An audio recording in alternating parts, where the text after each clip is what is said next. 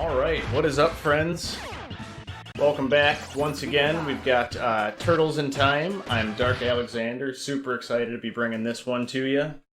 My third attempt at an awesome marathon run for such an awesome marathon. So, breaking it down just a little bit before we get things started, we are going to be playing on hard mode, the highest difficulty, just because it's more fun that way. We're going to be setting ourselves to manual dash, because we want instant access to all of our good stuff. Our dash attacks are a key to what makes this game work.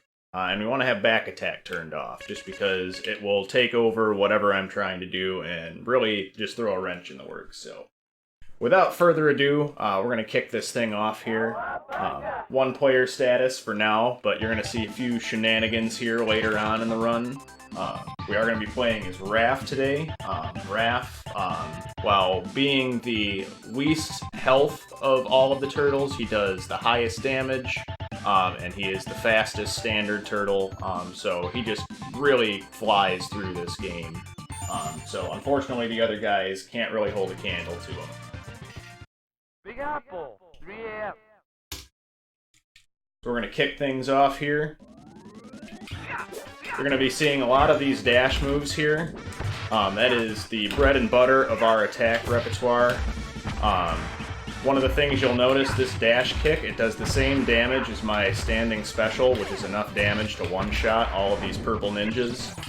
So that's one of the things that makes this run so fast with Raph, is we can just plow through an entire group of enemies with reckless abandon.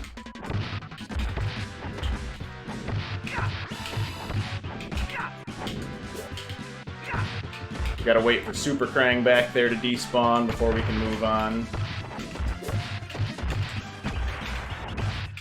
A lot of the speedrun tech of this game revolves around knowing which key enemies you need to kill to make the screen scroll further. That'll set us up to despawn a lot of the enemies that we don't actually need to add. So try to line up this Baxter fight. This is one of the trickier ones. He takes forever if you don't get him stuck in a loop like we're trying to do right now. So we get a couple of good air juggles there, and we're able to finish him off on the ground with our specials. So very nice Baxter fight to start things off. Alley Cat Blues. Apologies if you can hear my reckless mashing. I like to hit buttons. So coming into Alley Cat Blues here, narrows the playing field just a little bit because we are in an alley. So the enemy groupings are really key to making this stage go quickly. We're going to try to skip by a few right there. Very nice. Take out these guys with the manhole cover. Our first appearance here are the Roadkill Rodneys. Real pain if you're playing with any of the other turtles, but we can one-shot those with Raph, because Raph is the best. Throwing the guys off the screen there, that's going to set me up to get through this next pattern a little bit quicker. The screen throw is the fastest way to get an enemy removed from the universe. So definitely when we're trying to set up enemy skips, that's one of the key maneuvers we use.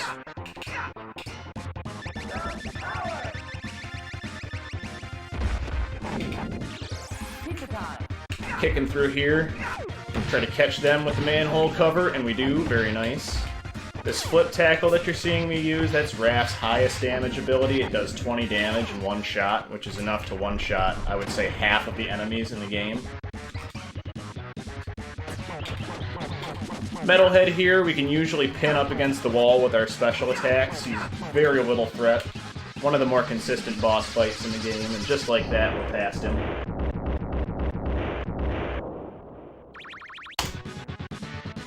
Alright. So now we have the precursor to shenanigans. I'm going to be tagging in a second controller here to set ourselves up for the wrong warp on the Technodrome stage. We're going to pick Donatello here, just because he takes the least amount of effort to get down to a reasonable health total, because we're not going to want to carry him through the whole game. We have stuff to do. The co-op run is significantly slower than the single-player run, just because of the way it fixes the screen scroll in a lot of places. It throws a lot of extra enemies in there. So we're unfortunately only using Donatello as much as we need him, and then throwing him aside. Poor guy.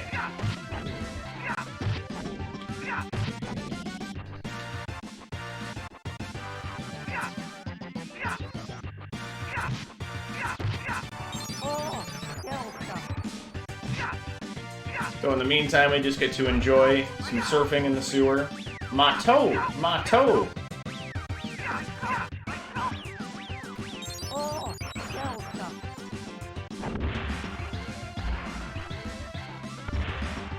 We got the pizza monsters here. We can just kind of ignore these for the most part. Got one extra shot there in on Donatello. Whittle away a little bit more health just to make it faster at the end of the stage. Pizza time. Every bar of health that you have left over at the end costs an extra, I would say, 1/3 of a second to count down before the stage will end.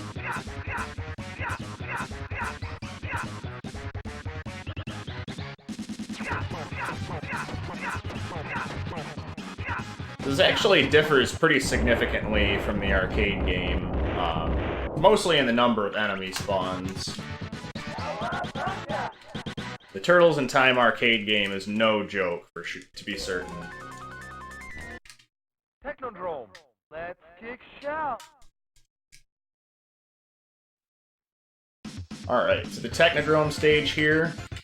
We are going to have to control both of our turtles, but we're going to try to set things up here so we'll be able to skip over a significant portion of the rest of this stage. I do want to chip away a little bit more of his life, just to be safe. Not too much. Alright, we're going to try to line Donatello and Raph up.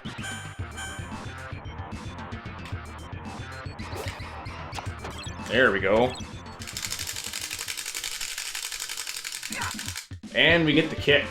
Awesome. We got our cutscene skip, we got our wrong warp. So you'll see Donatello's health just turned orange. The game right now thinks he's Michelangelo. So this is the same glitch we actually use in co-op so we can both be Raph. Because what's more fun than Raph killing everything? A clone of Raph killing everything else. So Donatello is just that quickly out of the game. We have to throw 9 ninjas at the screen to get Tank Shredder out of our face, literally. Nice little change of pace from the arcade version. The screen throw mechanic was put into play really, really nicely here. So that was actually a very solid Technodrome.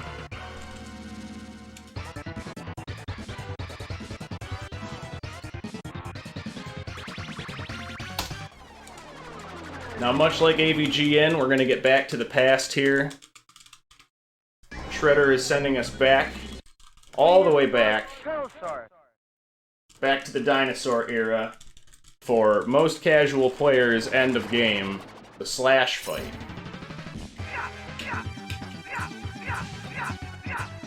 The wrong warp is a wild one. We take advantage of the fact that the Mousers are there, and we set them up so the game thinks that it's biting both Raph and Donatello at the same time. But when we attack with Donatello, the game freaks out and just says, you know what, I'm done here, let's move on. And that's how we trigger the cutscene skip. So we were able to get the Dino skip there, which was nice. I meant to set up for a slam throw, but it didn't quite work out the way I had anticipated, so we'll just move on. This cave segment's one of the trickier ones. All these stone warriors do a ton of damage.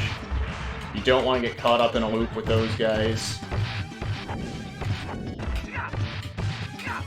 A lot of bomb guys to contend with, so we're just going to try to keep them as far off screen as possible.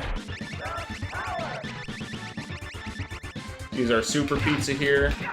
We use our slide tackle against these blocking guys because it does just enough damage to kill them, and they're not able to block the slide tackle. Kicking people off screen. So a couple more spawns to deal with before we get into the real meat of this run. A couple more stone warriors to set up, see if we can get the flip tackle. Very nice. Alright, so we're going to try to get right behind Slash here and sneak up on him. Hopefully we won't have to hear too much of his sass.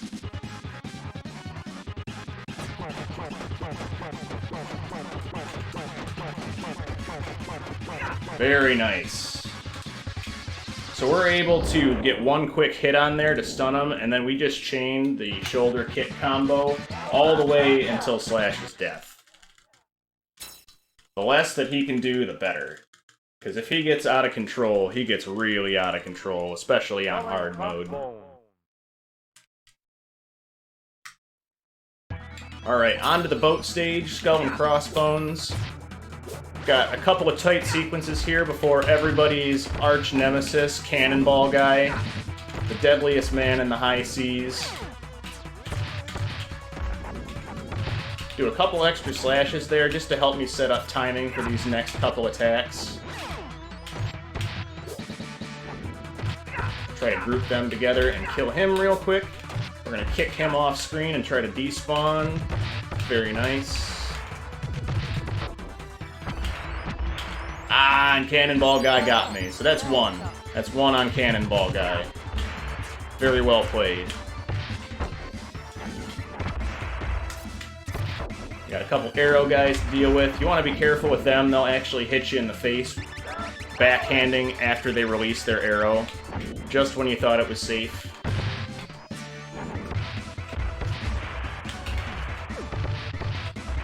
Didn't mean to do the slam, but just a little extra love tap. Take out that bomb guy.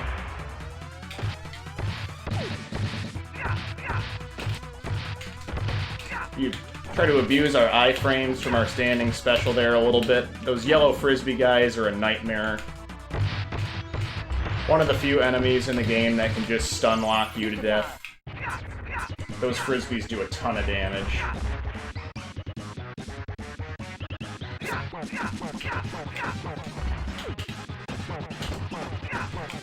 And we get a quick flip tackle combo there, and we just pin Rocksteady against the wall with our specials. You only have to fight one of those bosses.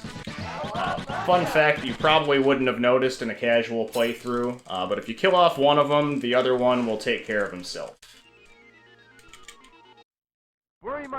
Cruising right through, we're on to Bury My Shell at Wounded Knee.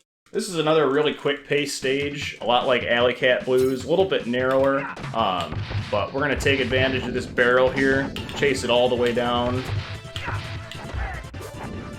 Try to set up a couple of quick slams here to get rid of these guys, because they have a whole bunch of health.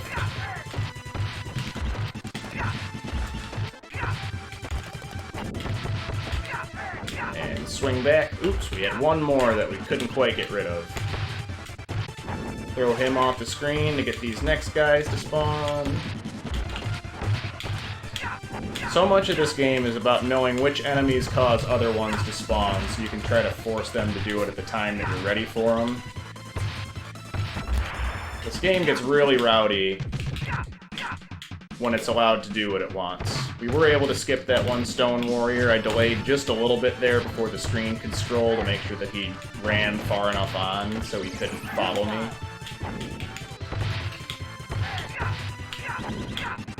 Skip by that. Oops. That's fine. Use this bomb box here, hopefully take out all of them. Sometimes one of them won't like to take the damage from that, and then we have to do some backups.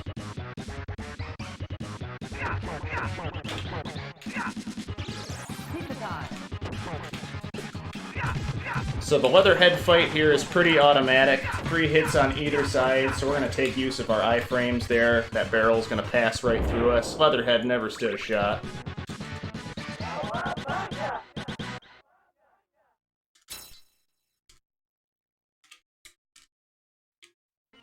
Alright. Off into one of my personal favorite stages, even though it's an auto-scroller. We get a little bit of an input break, which is nice for me, but we also have one of the baddest video game soundtracks in the history of time itself. Neon Knight Riders is just an absolute banger. These guys, we don't actually have to fight anybody, so we're just going to kind of dance around, get a little bit of a break here for about 2 minutes before we have to go and fight Super Krang. So, got a nice stockpile of lives ahead of us. I picked 5 for safety just because, but you get a couple extra. Every 200 points you get from killing enemies, you get an extra life to work with.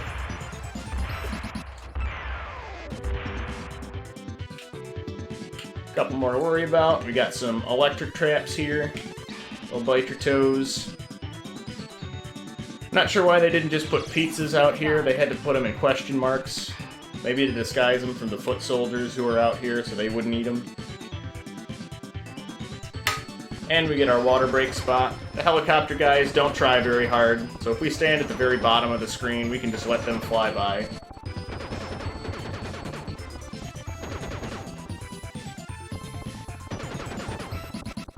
It's a super nice night in the future here for a flight anyway. If I had a helicopter backpack, I'd probably want to be out and about too.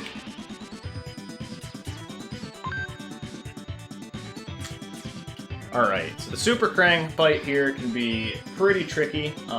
He's very particular about what he does at certain levels of health, so we're going to try to do a very specific sequence so we can avoid one of his longer attack animations.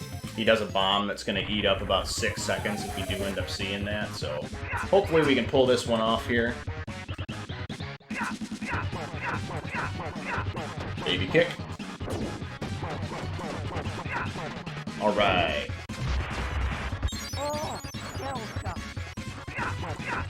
Spamming special to win. Alright, Super Krang down.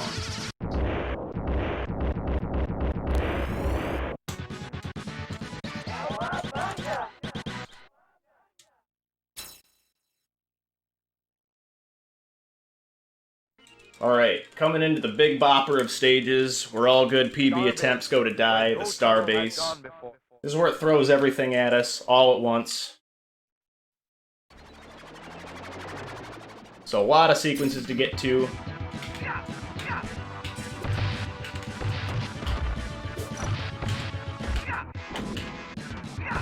Nice start. I'm gonna go back to this Roomba here. Taking advantage of that super pizza. If we jump, we get a little bit of extra time out of it. Uh-oh. These were supposed to be slam throws. We're improvising. This game looks really quick and easy if everything goes well, but there are so many backup strats for everything, just because it's so easy for things to get out of hand. Drag that guy along just for a setup here. Try to slam all 4 of these guys real quick. A couple more of the yellow frisbee guys to contend with. Our arch nemesis. Just slide out of there. We don't want to spawn any more of them. There's 2 more frisbee guys that can spawn depending on how things go, so we try to avoid that at all costs. Freezing floor there, just having to dance around it a little bit. We were able to despawn 2 blue guys there. It's kind of hard for me to show you where the despawns are, because it really relies on doing it as quickly as possible in most circumstances, but believe me, there were guys there that we don't want to see. High health enemies, when we can despawn them, are great. You'll notice a lot of those rock soldiers there just ran away after 1 hit. There's a few choice ones throughout this game that will do that. So knowing which ones you don't have to fight is huge, because they've got 40 health, I believe. It's just a ton. Let the bomb guy take care of purple here, and we're going to try to set up a 5 slam. Not quite. We didn't get caught by the lasers, though. My last-minute baby kick didn't cost me. That top guy didn't actually have to kill, but it is what it is. Alright, the UFO Krang fight. Real nuisance. We're going to try to chain together a few flip tackles here, since they do 20 damage. He's got 128 health, and he can spawn at several different heights. There's only one of them we can hit him on the ground, and that is not it. So Krang is already being Krang right out of the gate. It's okay, sometimes you just, you want to cut right to the chase. Just rip the band-aid off. Get right to what you're made of. Should be able to finish him off here. Ay-yi-yi. That Krang, though. Alright, one more final fight to get through here. Shoutouts to Final Fight.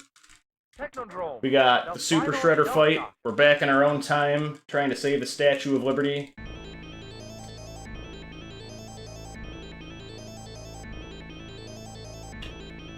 See what Shredder has to say about things. He's got 3 different attacks. We're going to try to pull him up here. to the left side and up to the top. He's going to do a little bit of a dance, kind of like Baxter earlier in the stage, so if we can kill him where he wants to die, all the better for us. And Shredder is down. Beautiful. Very, very nice.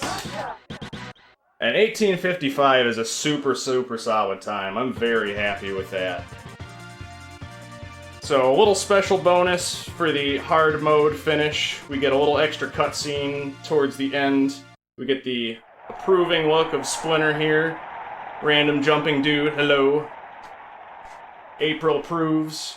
The Statue of Liberty is returned and everything is saved. The guys get to go and enjoy their pizza in peace. A little final ride here on the Turtle Blimp. Man, I'm super happy with that run. I'm stoked that I got to show that off for all you guys. It was super, super fun. Yeah, we were on really good pace there for quite a while. Things got a little sloppy around the boat and the train, but we were able to keep it together, so I've been pushing at this game a lot. So, happy to be able to show it off. I'm glad I was still in fairly good practice with the other games I've had in the marathon. So, I really appreciate y'all having me out here and, you know, keep coming back and supporting me doing all these runs. It's been a real blast. So, I'm looking forward to being able to do the next one. What do we got coming up next? Link to the Past Rando, it looks like, a 2v2 multi-world race. So, definitely don't want to miss that. There's going to be all kinds of craziness going on there. But yeah, it's been great. Everybody, give a shout out to the runners, to the restreamers. Everybody's been doing an awesome job. Feasel keeping all this stuff going. It's just been an incredible piece of work. So thank you all once again.